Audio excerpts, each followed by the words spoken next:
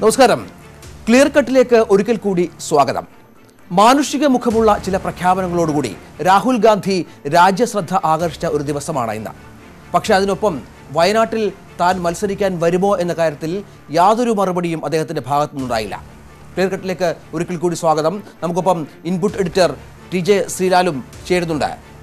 ഇതുമായി ബന്ധപ്പെട്ട സമഗ്രമായ വിശകലനം ഉണ്ടാകും. അത്തരം കാര്യങ്ങൾ നമുക്കതിലേക്ക് വരാം. അതിനു മുൻപ് പാവപ്പെട്ടവർക്കായി മിനിമം വരുമാന പദ്ധതി രാഹുൽ ഗാന്ധി പ്രഖ്യാപിച്ചു. കോൺഗ്രസ് അധികാരത്തിൽ വന്നാൽ രാജ്യത്തെ എല്ലാ കുടുംബങ്ങൾക്കും 12,000 രൂപ മാസ വരുമാനം ഉറപ്പാക്കുമെന്നാണ് രാഹുൽ ഗാന്ധിയുടെ വാഗ്ദാനം.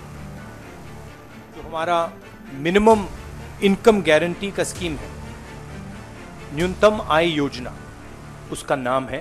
20% सबसे गरीब परिवारों को हर साल 72,000 रुपए देने जा रही है. हिंदुस्तान के सबसे अमीर लोगों को पैसा दे सकते हैं. 20% परिवारों को साल का 72,000 रुपए मिलेगा. स्कीम फेज्ड बेसिस पे चलेगा. 5 करोड़ फैमिलीज, 25 करोड़ लोगों को डायरेक्ट इस स्कीम का फायदा मिलेगा. दुनिया के बेहतर इकोनॉमिस्ट से हमने डिटेल्ड में एनालिसिस की है. ये फिस्कली प्रूडेंट स्कीम होगा. हम गरीबी को हिंदुस्तान से मिटा देंगे. ഇൻപുട്ട് എഡിറ്റർ TJ ശ്രീലാലും ചേരുകയാണ്. നമുക്കിപ്പം ശ്രീലാൽ, നേരത്തെ മോദി കർഷകർക്കായി ഒരു 6,000 രൂപ അവരുടെ അക്കൗണ്ടിലേക്ക് വരുന്ന പദ്ധതി പ്രഖ്യാപിച്ചിരുന്നു. അതിനെ കുറച്ചുകൂടി കവച്ചു വെക്കുന്ന കാര്യങ്ങൾ ഒറ്റ നോട്ടത്തിൽ കാണുമ്പോൾ നമുക്ക് എന്താണ് ഈ പ്രഖ്യാപനങ്ങളെക്കുറിച്ച് തോന്നുന്നത്? അദ്ദേഹത്തിൻ്റെ പ്രഖ്യാപനങ്ങൾ എന്തൊക്കെയായിരുന്നു? രഞ്ജിത്ത്, ഈ മോദിയുടെ പ്രഖ്യാപനം അത് ഇതിനോടകം തന്നെ നടപ്പിലായി കഴിഞ്ഞു. 6,000 രൂപയുടെ ആദ്യ ഗഡുക്കൾ കർഷകരുടെ അക്കൗണ്ടിലേക്ക് വീണു തുടങ്ങിയിട്ടുണ്ട്. പക്ഷേ ഇപ്പോൾ രാഹുൽ ഗാന്ധി പ്രഖ്യാപിച്ചിരിക്കുന്ന ഈ തീരുമാനം ഇത് വളരെ വിപ്ലവകരമായ ഒരു പ്രഖ്യാപനം തന്നെയാണ്. പക്ഷേ അത് നടപ്പിലാക്കുക അത്ര എളുപ്പവുമല്ല എന്നുള്ളതാണ് നമ്മൾക്ക് മനസ്സിലാകുന്നത്. 6,000 രൂപ രാജ്യത്തെ 20% വരുന്ന അതിദരിദ്രരുടെ അക്കൗണ്ടിലേക്ക് നേരിട്ട് നിക്ഷേപിക്കും. സാർവത്രികമായി 12,000 രൂപ വരുമാനം ഓരോ പൗരനും സാർവത്രികമായി 12,000 രൂപ വരുമാനം ഉറപ്പാക്കും. 25 ലക്ഷം ജനങ്ങൾക്കാണ് ഇതിൻ്റെ ഒരു ഗുണം ലഭിക്കുക എന്നാണ് ഇപ്പോൾ രാഹുൽ ഗാന്ധി പ്രഖ്യാപിച്ചിരിക്കുന്നത്. പക്ഷേ ഇത് അത്ര എളുപ്പമുള്ള ഒരു കാര്യമല്ല. രാഹുൽ ഗാന്ധി പറയുന്നുണ്ട് ഇത് സംബന്ധിച്ചുള്ള എല്ലാ സാമ്പത്തിക വിദഗ്ധരുമായും മറ്റും ആലോചിച്ചിട്ടുണ്ട്. ഇത് സാമ്പത്തികമായി നടപ്പിലാക്കാൻ സാധിക്കുന്ന ഒരു തരത്തിലേക്ക് തന്നെയാണ് നടപ്പിലാക്കുന്നത്. അത് ആലോചിച്ച ശേഷമാണ് ഈ പ്രഖ്യാപനം നടത്തുന്നതെന്ന് രാഹുൽ ഗാന്ധി പറഞ്ഞിട്ടുണ്ട്. പക്ഷേ നമ്മൾ ചില കണക്കുകൾ ഇവിടെ നോക്കേണ്ടതുണ്ട്. 30,000 കോടി രൂപയാണ് ഒരു മാസം ഈ പദ്ധതി നടപ്പിലാക്കുന്നതിനായി വേണ്ടിവരിക. 30,000 കോടി രൂപ ഒരു മാസവും 3.6 ലക്ഷം കോടി രൂപ 3.6 ലക്ഷം കോടി രൂപ ഒരു വർഷവും ഈ പദ്ധതി നടപ്പിലാക്കുന്നതിനായി വേണം.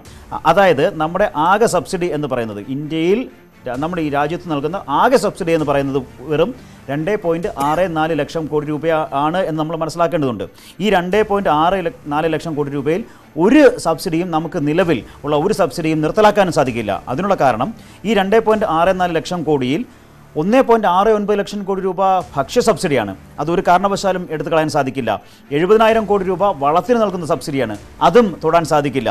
24,000 കോടി രൂപ പെട്രോളിയം ഉൽപ്പന്നങ്ങൾക്ക് നൽകുന്ന സബ്സിഡിയാണ്. അതിലും തൊടാൻ സാധിക്കില്ല.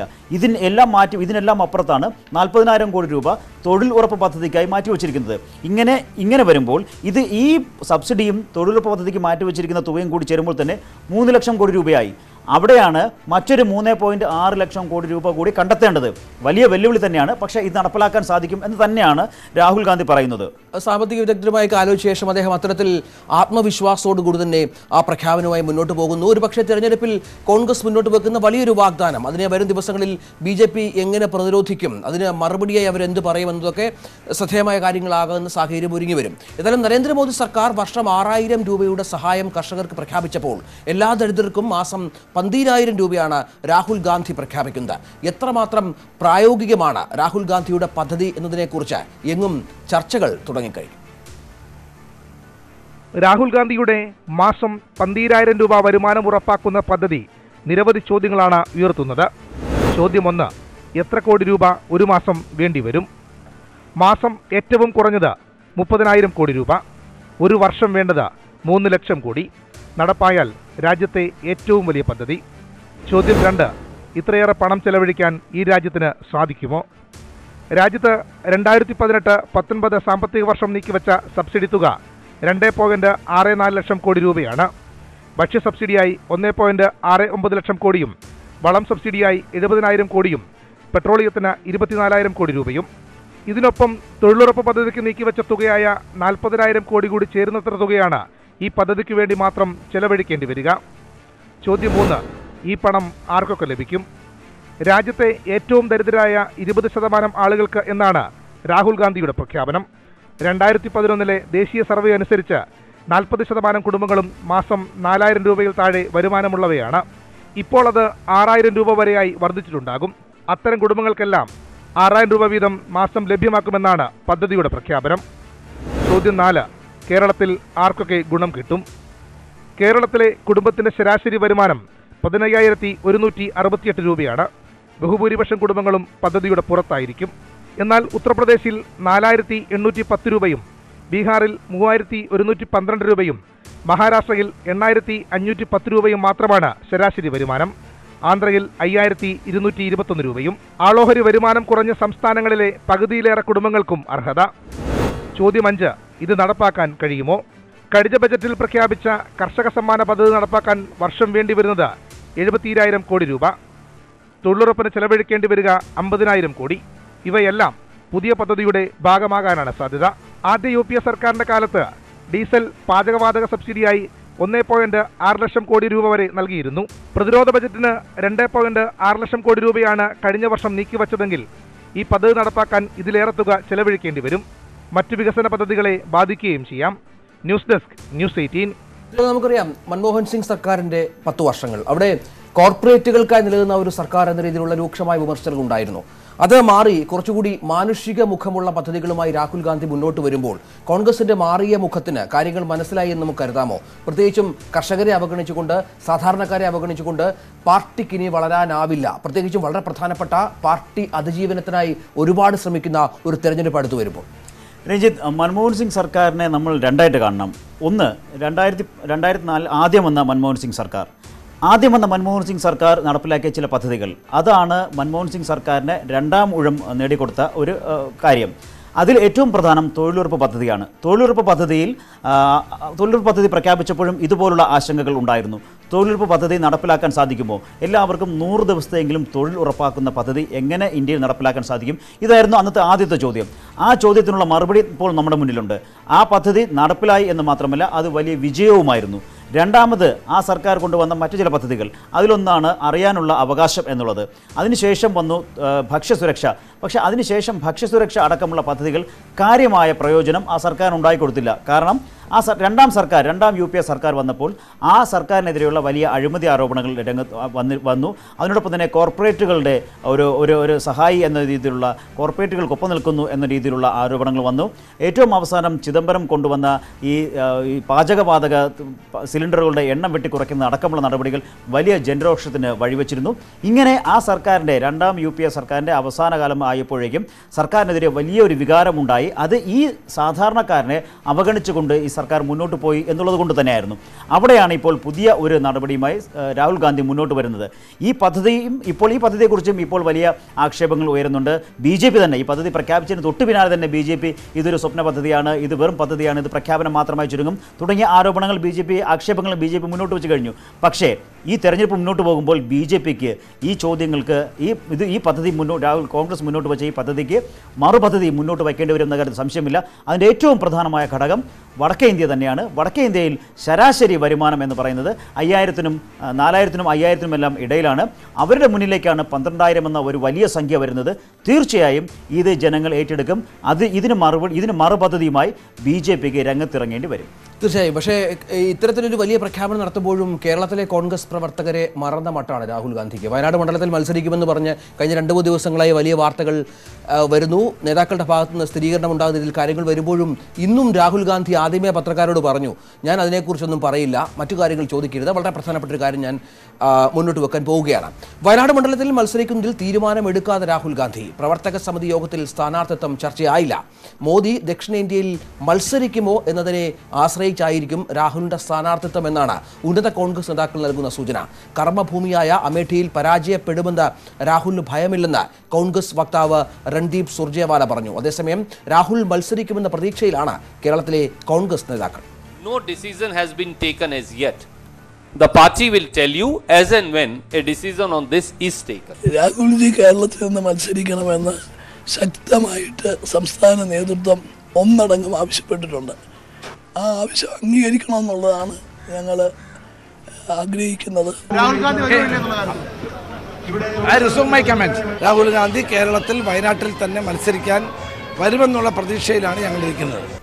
സിലാൽ, ആദ്യം ഈ വാർത്ത മാധ്യമങ്ങളെ ജനങ്ങളെ അറിയിച്ച ഉമ്മൻചാണ്ടിക്കും പിന്നീട് രമേശ് ചെന്നിത്തലയ്ക്കും മുല്ലപ്പള്ളിക്ക് വന്നു അന്ന് ആ 2 ദിവസമായുള്ള ഒരു സന്തോഷമോ ആത്മവിശ്വാസമോ എന്ന് വാക്കുകൾ കാണുന്നില്ല. ദില്ലിയിൽ നിന്നുള്ള തീരുമാനം അവർ പ്രതീക്ഷിക്കുന്നു, പക്ഷേ ഒന്നും വരുന്നുമില്ല. രാഹുൽ ഗാന്ധി പോലും ആദ്യമേ പറഞ്ഞു എനിക്ക് ഇതിനെക്കുറിച്ച് പറയാനില്ലെന്ന്. എന്തായിരിക്കും ഈ വിഷയത്തിലൊരു കൺഫ്യൂഷൻ കേന്ദ്രത്തിന്റെ ഭാഗത്ത്? രഞ്ജിത്ത്, ഇവിടെ സംസ്ഥാന നേതാക്കൾക്ക് ആണ് ഇപ്പോൾ രാഹുൽ ഗാന്ധി കേരളത്തിൽ വന്ന് മത്സരിക്കേണ്ട ആവശ്യമായി നിലനിൽക്കുന്നത്. അത് രാഹുൽ ഗാന്ധിക്ക് മുന്നിൽ അങ്ങനെ ഒരു ആവശ്യം സംസ്ഥാനത്ത് നിന്ന് ഉന്നയിച്ചതല്ലാതെ അതിനകത്ത് ഇപ്പോൾ ഉറച്ചൊരു തീരുമാനം, പെട്ടെന്നൊരു തീരുമാനം എടുക്കേണ്ട ആവശ്യം രാഹുൽ ഗാന്ധിയുടെ മുന്നിലില്ല. രാഹുൽ ഗാന്ധിക്ക് വളരെയധികം ആലോചിച്ച് സാവകാശമെടുത്ത് ഇക്കാര്യത്തിൽ തീരുമാനമെടുത്താൽ മതിയാകും. പക്ഷേ കേരളത്തിലെ നേതാക്കളുടെ പ്രശ്നം, കേരളത്തിലെ നേതാക്കൾ ഇത് വഷളാക്കി എന്നുള്ളതാണ്. AICC കേരളത്തോട് ആവശ്യപ്പെട്ടിരുന്നു രാഹുൽ ഗാന്ധി കേരളത്തിൽ മത്സരിക്കണം എന്നൊരു നിർദ്ദേശമുണ്ടെങ്കിൽ മുന്നോട്ട് വയ്ക്കാൻ. തമിഴ്നാടിനോട് ആവശ്യപ്പെട്ടിരുന്നു അത്തരം നിർദ്ദേശമുണ്ടെങ്കിൽ മുന്നോട്ട് വയ്ക്കാൻ. കർണാടകത്തോട് ആവശ്യപ്പെട്ടിരുന്നു അത്തരം നിർദ്ദേശമുണ്ടെങ്കിൽ മുന്നോട്ട് വയ്ക്കാൻ. ആന്ധ്രാപ്രദേശിനോടും ആവശ്യപ്പെട്ടിരുന്നു. ഇതിൽ കേരളത്തിലെയും തമിഴ്നാട്ടിലെയും കർണാടകത്തിലെയും PCCകളുടെ ആവശ്യങ്ങൾ സ്വീകരിക്കുകയും ആന്ധ്രാപ്രദേശിൽ തൽക്കാലം രാഹുൽ ഗാന്ധി പോയി മത്സരിക്കേണ്ടതില്ല എന്ന് AICC തീരുമാനിക്കുകയും ചെയ്തിരുന്നു. അതിനിടയിലാണ് കേരള നേതാക്കൾക്ക് വലിയ ഒരു അമളി പറ്റിയതോ അല്ലെങ്കിൽ കേരള നേതാക്കൾ ഒരല്പം ഒരു കുതിച്ചുചാട്ടം നടത്തുകയോ ചെയ്തത്. വയനാട്ടിലെയും വടകരയിലെയും സീറ്റുകൾ പ്രഖ്യാപിക്കാതെ AICC നേതൃത്വം മുന്നോട്ട് പോകുന്നതിനിടയിലാണ് ഉമ്മൻചാണ്ടി ഇത്തരമൊരു പ്രഖ്യാപനം നടത്തുന്നത്.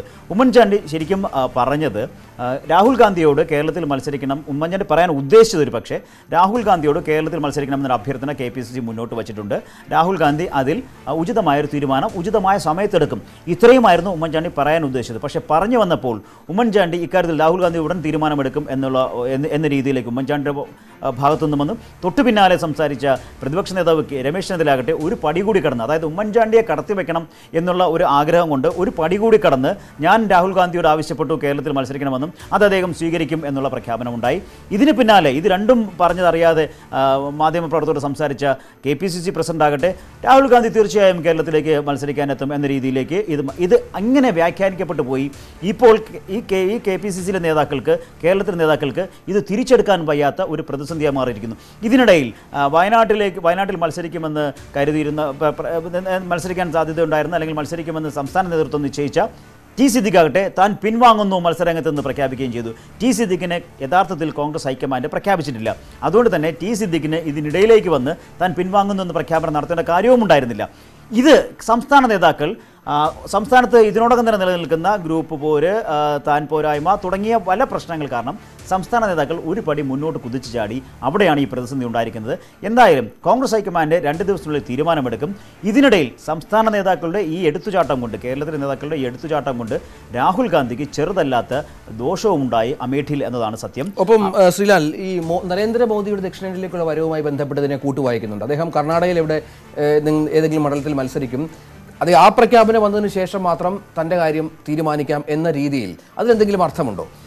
ആദ്യമേ തന്നെ ഏതെങ്കിലും ഒരു ദക്ഷിണേന്ത്യൻ സംസ്ഥാനങ്ങളിൽ മത്സരിക്കണമെന്ന് കോൺഗ്രസ് പ്രസിഡന്റ് തീരുമാനിച്ചത് തന്നെ ഇത് മുൻപ് നടന്നിട്ടുണ്ട്. 1, 2 കോൺഗ്രസിന് ഇത് വളരെ ജീവൻ മരണ പോരാട്ടം നടക്കുന്ന ഒരു തെരഞ്ഞെടുപ്പാണ്. അതുകൊണ്ട് തന്നെ കോൺഗ്രസിന് പരമാവധി സീറ്റുകൾ കൊണ്ടുവരിക എന്നുള്ളത് അവരുടെ ഒരു ആവശ്യം കൂടിയാണ്. അപ്പോൾ രാഹുൽ ഗാന്ധി ദക്ഷിണേന്ത്യയിൽ മത്സരിക്കുകയാണ് എങ്കിൽ ആ ദക്ഷിണേന്ത്യൻ സംസ്ഥാനത്ത് ഇത് വലിയ ഗുണം ചെയ്യും, വലിയ ഒരു മുന്നേറ്റം ഉണ്ടാക്കും. അതിനോടൊപ്പം തന്നെ ദക്ഷിണേന്ത്യയിലെ മറ്റു സംസ്ഥാനങ്ങളിലും ഇത് വലിയൊരു ഗുണം ചെയ്യും. ഇതായിരുന്നു കണക്കുകൂട്ടൽ. അവിടെയാണ് കേരള നേതാക്കൾ എടുത്തുചാടിയത്. ശരിക്കും നരേന്ദ്രമോദി ചെയ്യുന്നതായിരുന്നു, അല്ലെങ്കിൽ നരേന്ദ്രമോദിക്ക് വേണ്ടി BJP ഇപ്പോൾ ആലോചിക്കുന്നതായിരുന്നു കോൺഗ്രസും രാഹുൽ ഗാന്ധിയും ആലോചിക്കേണ്ടിരുന്നതെന്ന് ഒരു നിലപാടുണ്ട്. 28 സീറ്റുകളുള്ള കർണാടകത്തിലേക്ക് ആയിരുന്നു രാഹുൽ ഗാന്ധി മത്സരിക്കേണ്ടിയിരുന്നത്. അവിടെ മത്സരിച്ചിരുന്നുവെങ്കിൽ ഇതിനോടകം തന്നെ കർണാടകത്തിൽ JDS കോൺഗ്രസ് സർക്കാർ ഒരു വലിയ മുന്നേറ്റം ഉണ്ടാക്കിയിട്ടുണ്ട്. ആ മുന്നേറ്റം ഒരു തരംഗമായി കർണാടകത്തിൽ ആകെ ആഞ്ഞടിക്കാനുള്ള സാധ്യതയുണ്ടായിരുന്നു. രാഹുൽ ഗാന്ധി കർണാടകത്തിൽ പോയി മത്സരിച്ചിരുന്നുവെങ്കിൽ. കേരളത്തിൽ ഒന്ന് മത്സരിക്കുന്നതുകൊണ്ട് രാഹുൽ ഗാന്ധിക്ക് എന്തെങ്കിലും കുഴപ്പമുണ്ടാകുന്നോ, കോൺഗ്രസിന് ദോഷമുണ്ടാകുന്നോ അല്ല ഞാൻ പറയുന്നത്. കേരളത്തിൽ ഒന്ന് മത്സരിച്ചാൽ തീർച്ചയായും കേരളത്തിലെ 20 സീറ്റിലും അതിൻ്റെ പ്രതിഫലനം ഉണ്ടാകും. അത് കോൺഗ്രസിന് അനുകൂലമായ വലിയൊരു സാഹചര്യം തന്നെ ഉണ്ടാക്കും. പക്ഷേ BJPയെ നേരിടുന്ന രാഹുൽ ഗാന്ധി കർണാടകത്തിൽ മത്സരിക്കണമായിരുന്നോ അതോ കേരളത്തിൽ മത്സരിക്കണമായിരുന്നോ എന്ന ചോദ്യമാണ് ഇവിടെ വരുന്നത്. അവിടെയാണ് ഈ പ്രതിസന്ധി ഉണ്ടാക്കുന്നത്. അതുകൊണ്ടാണ് കേരളത്തിൽ നിന്ന് മത്സരിക്കാൻ തീരുമാനിച്ചതുകൊണ്ടാണ് രാഹുൽ ഗാന്ധി അമേഠിയിൽ നിന്നും ഒളിച്ചോടുന്നു എന്നുള്ളൊരു വലിയ ആരോപണം അമേഠിയിൽ BJP ഉന്നയിക്കാനായത്. രാഹുൽ ഗാന്ധി കർണാടകത്തിൽ BJP നേരിട്ടിരുന്നുവെങ്കിൽ ഇങ്ങനെ ഒരു ആരോപണം അമേഠിയുടെ കാര്യത്തിൽ ഉന്നയിക്കാൻ BJP ആകുമായിരുന്നില്ല. തീർച്ചയായും തിരുവനന്തപുരത്തും പത്തനംതിട്ടയിലും BJPയെ പിന്തുണയ്ക്കാൻ NSS തീരുമാനമെന്ന് മാവേലിക്കര താലൂക്ക് യൂണിയൻ മുൻ പ്രസിഡന്റ്. ഇടതുമുന്നണിയുമായി ബന്ധം വേണ്ടെന്നും NSS ആസ്ഥാനത്ത് നിന്ന് നിർദ്ദേശിച്ചിരുന്നതായി TK പ്രസാദ് പറഞ്ഞു. ഇടതു സ്ഥാനാർത്ഥിയെ സ്വീകരിച്ച താലൂക്ക് യൂണിയൻ ഭരണസമിതി കഴിഞ്ഞ ദിവസം NSS പിരിച്ചുവിട്ടിരുന്നു. തെരഞ്ഞെടുപ്പിൽ NSSന്റെ സമദൂര നിലപാട് പൊള്ളയാണെന്ന വാദമാണ് താലൂക്ക് യൂണിയൻ മുൻ പ്രസിഡന്റ് ഉയർത്തുന്നത്. NSSന് കൃത്യമായ രാഷ്ട്രീയ ചായ്വുണ്ട്. തിരുവനന്തപുരം, പത്തനംതിട്ട മണ്ഡലങ്ങളിൽ NSS BJPയെ പിന്തുണയ്ക്കും. മറ്റിടങ്ങളിൽ UDFനാണ് വോട്ട്. ഇടത് സ്ഥാനാർത്ഥികളുമായി ഒരു തരത്തിലുള്ള ബന്ധവും പാടില്ല എന്നാണ് ജനറൽ സെക്രട്ടറിയുടെ നിർദ്ദേശമെന്ന് TK പ്രസാദ് പറഞ്ഞു. ജയസാധ്യതയുള്ള മണ്ഡലങ്ങളിൽ BJPക്ക് വോട്ട് ചെയ്യണമെന്നും അല്ലാത്ത മണ്ഡലങ്ങളിൽ UDFന് വോട്ട് ചെയ്യണമെന്നും ഒരു ധാരണ ഉണ്ടായിരുന്നു. കത്ത് രേഖാമൂലമൊന്നുമില്ല, എല്ലാം ഓറൽ അറിയിപ്പുകളും ടെലിഫോണിക് മെസ്സേജുകളും ഒക്കെ ഉള്ളൂ. ചങ്ങനാശ്ശേരിയിൽ നിന്നുള്ള വാക്കാൽ നിർദ്ദേശത്തിന്റെ അടിസ്ഥാനത്തിൽ തുടർ നടപടികൾ താലൂക്ക് യൂണിയനുകൾ സ്വീകരിക്കുമെന്നും അദ്ദേഹം പറഞ്ഞു. അതേസമയം നേതൃത്വവുമായുള്ള ഭിന്നതകളെ തുടർന്ന് മാവേലിക്കര താലൂക്ക് യൂണിയനിലെ 14 അംഗങ്ങൾ കഴിഞ്ഞ ദിവസം രാജിവെച്ചിരുന്നു. ഇതോടെ TK പ്രസാദിന് പ്രസിഡന്റ് സ്ഥാനവും നഷ്ടമായി. വോട്ടഭ്യർത്ഥിച്ച് സഹായം തേടി ഓഫീസിലെത്തിയ ഇടതു സ്ഥാനാർത്ഥി ചിറ്റയം ഗോപകുമാറിനെ സ്വീകരിച്ചതാണ് സുകുമാരൻ നായരെ ചൊടിപ്പിച്ചതെന്ന് TK പ്രസാദ് പറയുന്നു. ചങ്ങനാശ്ശേരിയിൽ നിന്നുള്ള നിർദ്ദേശത്തെ തുടർന്ന് യൂണിയൻ അംഗങ്ങൾ രാജിവെക്കുകയായിരുന്നുവെന്നും പ്രസാദ് ആരോപിച്ചു. ന്യൂസ് 18 ആലപ്പുഴ. സിയാൽ ഒരു പുറത്താക്കപ്പെട്ട ഒരു താലൂക്ക് യൂണിയൻ സെക്രട്ടറി ഉന്നയിച്ച ആരോപണം എന്നതിനപ്പുറം അടുത്ത കാലത്തായി NSS ശബരിമല വിഷയത്തിലടക്കം കൈക്കൊണ്ട ചില നിലപാടുകൾ അത് സർക്കാരിന് എതിരായിരുന്നു. തെരഞ്ഞെടുപ്പിൽ അതിന്റെ ഫലം ഞങ്ങൾ കാട്ടിത്തരുമെന്ന് വെല്ലുവിളി സുകുമാരൻ നായർ പലതവണ നടത്തുകയും ചെയ്തു. ഇപ്പോൾ ഇതുമായി കൂട്ടി വായിച്ചു നോക്കുമ്പോൾ ഇത്തരം കാര്യങ്ങളൊക്കെ ഏത് രീതിയിൽ വ്യാഖ്യാനിക്കണം? BJPയെ പത്തനംതിട്ടയിലും തിരുവനന്തപുരത്ത് സഹായിക്കുക, മറ്റിടത്ത് UDFന് സഹായിക്കുക എന്നൊക്കെ പറയുമ്പോൾ ഒരു അപ്രഖ്യാപിത നിലപാടായി കണ്ടുകൂടെ അതിൻ്റെ? രഞ്ജിത്ത് പറഞ്ഞതുപോലെ TK പ്രസാദ് മുൻ താലൂക്ക് യൂണിയൻ പ്രസിഡന്റ് ആയപ്പോഴാണ് ഇത്തരം ഒരു കാര്യം പറഞ്ഞതെങ്കിലും ഇതിൽ തെറ്റില്ലാത്ത ചില കാര്യങ്ങൾ ഉണ്ട് എന്ന് തന്നെയാണ് നമ്മൾ മനസ്സിലാക്കേണ്ടത്. സമദൂരം NSS പറയുമ്പോൾ എല്ലാ കാലത്തും പറയുമ്പോഴും ഇത്തരത്തിലുള്ള ചില നടപടികൾ NSSന്റെ ഭാഗത്തു നിന്നും ചില സഹായദൂരം നടപടികൾ NSSന്റെ ഭാഗത്തു നിന്നും മുൻപും ഉണ്ടായിട്ടുണ്ട്. അത് ഇത്തവണ കുറച്ച് കൂടുതൽ ഉണ്ടാകും എന്ന് പ്രതീക്ഷിക്കേണ്ടത് തന്നെയാണ്. എന്തായാലും LDFനെതിരെയുള്ള NSSന്റെ നിലപാട് അത് വളരെ വ്യക്തവും പരസ്യവുമാണ്. ആ കാര്യത്തിൽ TK പ്രസാദ് പറഞ്ഞത് 100% ശരിയാകാൻ തന്നെയാണ് സാധ്യത. NSS ഇതുവരെയും TK പ്രസാദ് പറഞ്ഞതിനെ എതിർത്ത് രംഗത്ത് വരാത്തത് കൊണ്ട് ഈ പറഞ്ഞത് കാര്യമായി തന്നെ എടുക്കണം എന്ന് തന്നെയാണ് നമ്മൾ കാണേണ്ടത്. NSS BJPയെ 2 മണ്ഡലങ്ങളിൽ സഹായിക്കാൻ ആലോചിക്കുന്നു. തീർച്ചയായും ശബരിമലയുടെ പശ്ചാത്തലത്തിൽ, ശബരിമല പ്രക്ഷോഭങ്ങളുടെ പശ്ചാത്തലത്തിൽ ആ നിലപാട് TK പ്രസാദ് പറഞ്ഞതിനകത്ത് ഒരു ശരിയുണ്ട് എന്ന് തന്നെയാണ് നമ്മൾ മനസ്സിലാക്കുന്നത്. അതിനോടൊപ്പം തന്നെ മറ്റു മണ്ഡലങ്ങളിൽ BJPക്ക് ജയസാധ്യതയില്ലാത്ത മണ്ഡലങ്ങളിൽ തീർച്ചയായും LDFനെ സഹായിക്കാൻ NSSന് സാധിക്കില്ല. കാരണം LDFനെ പരസ്യശത്രുവായ NSS ഇതിനോടൊപ്പം തന്നെ പ്രഖ്യാപിച്ചു കഴിഞ്ഞു. ആ സാഹചര്യത്തിൽ UDFനെ അല്ലാതെ മറ്റാരെ പിന്തുണയ്ക്കുമെന്ന ചോദ്യവും ഉയരുന്നു. അതുകൊണ്ട് തന്നെ NSS ഇതിന് ഈ TK പ്രസാദ് പറഞ്ഞതിനെതിരെ NSS യാതൊന്നും പ്രതികരിക്കാത്ത സാഹചര്യത്തിൽ ഇത് ഈ സമദൂരം വെടിഞ്ഞ് ചില കയ്യെത്തുന്ന ആൾക്കാർക്ക് സഹായം എത്തിക്കാനുള്ള ശ്രമങ്ങൾ NSSന്റെ ഭാഗത്തുനിന്ന് ഉണ്ടാകുന്നു എന്ന് തന്നെയാണ് നമ്മൾ മനസ്സിലാക്കേണ്ടത്. അത് TK പ്രസാദ് പരസ്യമായി പറഞ്ഞു എന്ന് മാത്രം. അപ്പോഴും ഈ ആർജവത്തോടെ ഈ ശബരിമല വിഷയത്തിൽ നിലപാടെടുത്ത ഒരാളാണ് സുകുമാരൻ നായർ. നേരത്തെ ഈ വിഷയത്തിൽ പലപ്പോഴും അദ്ദേഹത്തിന് സമുദായങ്ങളുടെ ഭാഗത്തു നിന്നും പല വിഷയങ്ങളിൽ എതിർപ്പുണ്ടായിരുന്നെങ്കിലും ഈ വിഷയത്തിൽ കുറേയൊക്കെ അക്സെപ്റ്റൻസ് കിട്ടിയ ആളുമാണ്. അപ്പോൾ എന്തുകൊണ്ട് അദ്ദേഹം അക്കാര്യം പരസ്യമായി തുറന്നു പറയാൻ തയ്യാറാകുന്നില്ല? ഏതായാലും നേരത്തെ സർക്കാരിനെ വെല്ലുവിളിച്ചിരുന്നു. പിണറായിയോട് നേർക്കുനേർ ഈ പറഞ്ഞതുപോലെ വാക്കുകൾ പോരാടാനൊക്കെ അദ്ദേഹം തയ്യാറായിരുന്നു. തെരഞ്ഞെടുപ്പ് അടുത്ത കാലത്ത് കുറച്ചുകൂടി ആർജവത്തോടെ ഈ വിഷയം അണികൾക്കിടയിൽ സമുദായങ്ങൾക്കിടയിൽ എത്തിക്കേണ്ടതല്ലേ? എന്തുകൊണ്ട് അതിന് തയ്യാറാവുന്നില്ല അദ്ദേഹം? രഞ്ജിത്ത്, അത്തരമൊരു നിലപാട് പരസ്യമായി എടുത്തു കഴിഞ്ഞാൽ അതിന് എന്തുമാത്രം സ്വീകാര്യത ലഭിക്കും എന്ന കാര്യത്തിൽ ഇപ്പോഴും NSS ജനറൽ സെക്രട്ടറിക്ക് ഒരു പക്ഷേ ഒരു ആശങ്കയുണ്ടാകും. തീർച്ചയായും പത്തനംതിട്ടയിലും തിരുവനന്തപുരത്തുമെല്ലാം NSS ജനറൽ സെക്രട്ടറിയോ NSSO ഒരു നിലപാട് സ്വീകരിച്ചാൽ അതിനെ അനുകൂലിക്കുന്നവരും അതിനൊപ്പം നിൽക്കുന്ന കുറച്ച് പേരും ഉണ്ടാകും. പ്രത്യേകിച്ച് ശബരിമല എന്നുള്ളൊരു കോമൺ ഫാക്ടർ ഇപ്പോൾ ഇതിനിടയിൽ ഉള്ളതുകൊണ്ട് തന്നെ അതിനപ്പുറത്തേക്ക് ഇപ്പോൾ മലബാറിലേക്കോ അല്ലെങ്കിൽ വടക്കോട്ടോ NSS ജനറൽ സെക്രട്ടറി ഇത്തരം ഒരു നിലപാട് സ്വീകരിച്ചു എന്ന് പറഞ്ഞാൽ അതിനൊപ്പം നിൽക്കുന്ന എത്ര പേരുണ്ട് എന്ന് അല്ലെങ്കിൽ ഇതിനെ അനുകൂലിക്കുന്ന എത്ര പേരുണ്ട് എന്നുള്ള കാര്യം നമുക്ക് മുൻ അനുഭവങ്ങൾ ഉള്ളതാണ്. അതുകൊണ്ട് തന്നെയാണ് ഇത് പരസ്യമായി പറയാതെ സ്വാധീനമുള്ള സ്ഥലങ്ങളിലേക്ക് ഇത് ഒരു ഫോൺ സന്ദേശമായും അല്ലാതെ തുടങ്ങിയ രീതിയിൽ അത് രേഖാമൂലമല്ലാതെ ഈ സന്ദേശം എത്തിക്കുകയും ആ സന്ദേശം അനുസരിച്ച് നിലപാട് സ്വീകരിക്കുകയും ചെയ്യുക. ഒരു പക്ഷേ ഈ നിലപാട് സ്വീകരിക്കുകയും അതിന് വിരുദ്ധമായിട്ടാണ് ആ പ്രദേശങ്ങളിൽ ഒരു ജനവിധി ഉണ്ടാകുന്നതെങ്കിൽ ഇത്തരത്തിൽ ആരോടുമൊന്നും പറഞ്ഞിട്ടില്ല എന്ന് പറഞ്ഞ് മിണ്ടാതിരിക്കുകയും ചെയ്യാം. ഇപ്പോൾ പരസ്യമായി അല്ലെങ്കിൽ രേഖാമൂലം വെള്ളാപ്പള്ളി നടേശൻ പറയുന്നത് പോലെ ഇന്ന സ്ഥാനാർത്ഥിയെ തോൽപ്പിക്കണമെന്ന് പ്രഖ്യാപിക്കാതിരിക്കുന്നതാണ് ഒരു പക്ഷേ കുറച്ചുകൂടെ ബുദ്ധി. തോൽപ്പിക്കാനുള്ള ശ്രമം നടത്തുക, അത് വേറെ ചെയ്യാം, എന്നാൽ പരസ്യമായി പ്രഖ്യാപിക്കുകയും ചെയ്യുക. ആ ബുദ്ധിയാലും ജയിച്ചാലും ആർക്കും ഉത്തരവാദിത്തമില്ല. ആ ബുദ്ധിയാണ് തങ്ങളുടെ വോട്ടുകൊണ്ടാണ് ജയിച്ചെന്ന് പറയുക. തീർച്ചയായും ചങ്ങനാശ്ശേരിയിൽ നമുക്ക് നേരെ UP-യിലേക്ക് പോകേണ്ടതുണ്ട്. ശ്രീലാൽ, അയോധ്യയിലേക്കും രാമക്ഷേത്രത്തിലേക്കും കോൺഗ്രസും കടക്കുന്നു. രാമക്ഷേത്ര നിർമ്മാണമല്ല കോൺഗ്രസിന്റെ അജണ്ട. ഗുജറാത്ത് തെരഞ്ഞെടുപ്പിലേതുപോലെ ക്ഷേത്ര ദർശനവും അത് ഭൂരിപക്ഷ വിഭാഗത്തിന് നൽകുന്ന സന്ദേശവുമാണ് കോൺഗ്രസ് ലക്ഷ്യമിടുന്നത്. രാഹുൽ ഗാന്ധി ആയിരുന്നു ഇതുവരെ ക്ഷേത്ര ദർശനങ്ങൾ നടത്തിയിരുന്നതെങ്കിൽ ഇത്തവണ പ്രിയങ്ക ഗാന്ധിയാണ് രംഗത്ത്. ബുധനാഴ്ച പ്രിയങ്ക അയോധ്യയിലെ താൽക്കാലിക രാമക്ഷേത്രവും ഹനുമാൻ ക്ഷേത്രവും സന്ദർശിക്കും. ഗുജറാത്ത് തെരഞ്ഞെടുപ്പിൽ തുടങ്ങിയ മൃദുത്വ സമീപനം കോൺഗ്രസ് കൂടുതൽ മുറുക്കുകയാണ്. ഹിന്ദുത്വ കോൺഗ്രസിന്റെയും തെരഞ്ഞെടുപ്പ് അജണ്ടയുടെ ഭാഗമാകുന്നു. ഗുജറാത്തിൽ രാഹുൽ ഗാന്ധിയായിരുന്നു ക്ഷേത്രങ്ങൾ സന്ദർശിച്ചതെങ്കിൽ ഉത്തർപ്രദേശിൽ പ്രിയങ്കയാണ് ആ ദൗത്യം ഏറ്റെടുത്തിരിക്കുന്നത്. ഉത്തർപ്രദേശിന്റെ തെരഞ്ഞെടുപ്പ് ചുമതല ലഭിച്ച പ്രിയങ്ക അത് തുടങ്ങിയത് ഗംഗാപൂജയോടെയും ഗംഗാനദിയിലൂടെയുള്ള യാത്രയോടെയുമാണ്. 2014 വാരാണസിയിൽ മത്സരിക്കാനെത്തിയ നരേന്ദ്രമോദിയുടെയും തുടക്കം ഗംഗാപൂജയോടെയായിരുന്നു. ഉത്തർപ്രദേശിൽ കോൺഗ്രസിന് വേരുണ്ടാക്കാൻ BJPയുടെ തട്ടകങ്ങളിലേക്ക് തന്നെ കടക്കുകയാണ് പ്രിയങ്ക ഗാന്ധി. ഗംഗാപൂജയിൽ തുടങ്ങിയ പ്രചാരണവുമായി പ്രിയങ്ക എത്തുന്നത് BJPയുടെ എക്കാലത്തെയും വജ്രായുധമായ അയോധ്യയിലാണ്.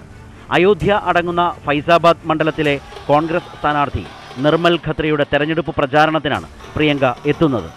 സോണിയാഗാന്ധിയുടെ മണ്ഡലമായ റായ്ബറേലിയിലും രാഹുലിന്റെ മണ്ഡലമായ അമേഠിയിലും പ്രചാരണം നടത്തിയ ശേഷം ചൊവ്വാഴ്ച രാത്രി പ്രിയങ്ക ഫൈസാബാദിലെത്തും. ബുധനാഴ്ച രാവിലെ ആദ്യം രാമക്ഷേത്ര ദർശനം, പിന്നാലെ ഹനുമാൻ ക്ഷേത്രത്തിലുമെത്തും. തുടർന്ന് പ്രധാന പ്രചാരണ പരിപാടിയായ റോഡ് ഷോ. അയോധ്യയിൽ നിന്ന് കുമാർഗഞ്ചിലേക്കാണ് റോഡ് ഷോ. വിദ്യാർത്ഥികളുമായി സംവദിച്ചും കവലകളിൽ ഒരുക്കിയിട്ടുള്ള ചെറുയോഗങ്ങളിൽ പങ്കെടുത്തുമാകും 6 മണിക്കൂർ നീളുന്ന റോഡ് ഷോ. കോൺഗ്രസ് നേതാവിന്റെ രാമക്ഷേത്ര ദർശനം BJPയിലെ ചിലരെയെങ്കിലും ആശങ്കയിലാക്കിയിട്ടുണ്ട്. പ്രിയങ്ക എത്തുന്നത് ശ്രീരാമനെ പ്രാർത്ഥിക്കാനല്ല ബാബറെ കാണാനാണെന്നാണ് ഉത്തർപ്രദേശ് മന്ത്രി തന്നെ കടന്നാക്രമിച്ച് പ്രതികരിച്ചത്. തെരഞ്ഞെടുപ്പ് കാലത്ത് മാത്രം പ്രത്യക്ഷപ്പെടുന്ന സൈബീരിയൻ പക്ഷിയാണ് പ്രിയങ്കയെന്നും ഉത്തർപ്രദേശ് മന്ത്രി മുഹ്സിൻ റാസ പരിഹസിച്ചു. श्रीराम के अस्तित्व पर सवाल उठाने वाले कांग्रेस के लोग या कांग्रेस के नेता आज वहां जाकर क्या बताना चाहती हैं? हमें लगता है कि शायद बाबर की याद आ गई है. ये साइबेरियन पक्षी हैं, आते जाते रहते हैं, मौसम देखकर निकलते हैं, मौसम के साथ उड़ जाते हैं. तो कांग्रेस के लोगों की प्रवृत्ति जो है वो साइबेरियन पक्षी की तरह हो गई है. റാസയുടെ പരിഹാസത്തിന് മറുപടി പറയാൻ നിൽക്കാതെ മുൻ നിശ്ചയിച്ച പരിപാടികളുമായി മുന്നോട്ടു പോവുകയാണ് പ്രിയങ്ക ഗാന്ധിയും കോൺഗ്രസും. Election desk, news 18. സിലാൽ, പ്രിയങ്കയുടെ വരവ് ചെറുതല്ലാത്ത ഒരു ഉണർവ് കോൺഗ്രസിന് UP-യിൽ നൽകിയിട്ടുണ്ട്. അവർക്ക് ജനക്കൂട്ടത്തെ ആകർഷിക്കാനും പറ്റിയിട്ടുണ്ട്. പക്ഷേ അവർ ഈ മൃദു ഹിന്ദുത്വ സമീപനവുമായി മുന്നോട്ട് പോകുന്നത് ഇപ്പോൾ ക്ഷേത്രദർശനം രാഹുൽ ഗാന്ധിയുടെ അജണ്ടയായിരുന്നു. കഴിഞ്ഞ തെരഞ്ഞെടുപ്പിലൊക്കെ നിയമസഭാ തെരഞ്ഞെടുപ്പിലൊക്കെ നമ്മൾ കണ്ടതാണ്. അവരും ഈ ഒരു പാത തിരഞ്ഞെടുക്കുന്നത് അവരെന്ത് മറുപടി മറ്റ് ന്യൂനപക്ഷ സമുദായങ്ങൾക്കൊക്കെ നൽകും? ഈ BJP പിന്തുടർന്ന് വന്ന ഒരു രീതി തന്നെ അവരും പിന്തുടരുക എന്ന് പറയുമ്പോൾ അത് കോൺഗ്രസിന് ഗുണമാണോ ദോഷമാണോ ഉണ്ടാക്കുക? രഞ്ജിത്ത്, വലിയ ചർച്ചയുണ്ടായിരുന്നു കോൺഗ്രസിൽ BJPയുടെ ഹിന്ദുത്വ സമീപനത്തെ എങ്ങനെ നേരിടണം എന്ന് സംബന്ധിച്ച്. 2007 ഗുജറാത്ത് തെരഞ്ഞെടുപ്പിൽ നമ്മൾ കണ്ടതാണ്. അവിടെയാണ് മരണത്തിൻ്റെ വ്യാപാരി എന്ന് സോണിയാഗാന്ധി തന്നെ നരേന്ദ്രമോദിയെ വിശേഷിപ്പിച്ചത്. പക്ഷേ അത് ഗുണത്തെക്കാളേറെ ദോഷമാണ് കോൺഗ്രസിനുണ്ടാക്കിയത്. അന്ന് 2007 ആ തെരഞ്ഞെടുപ്പ് കഴിഞ്ഞപ്പോൾ BJPയുടെ സ്ട്രെങ്ത് ഗുജറാത്ത് അസംബ്ലിയിൽ നിയമസഭയിൽ കൂടുകയും കോൺഗ്രസിൻ്റെ ഒരു സാധ്യതകൾ വളരെയധികം കുറഞ്ഞു പോവുകയും ചെയ്തിരുന്നു. ഇതിനുശേഷം കഴിഞ്ഞ ഗുജറാത്ത് തെരഞ്ഞെടുപ്പോടെയാണ് ഒരു മൃദു ഹിന്ദുത്വ സമീപനം നിലയിലേക്ക് കോൺഗ്രസ് മാറുന്നത്.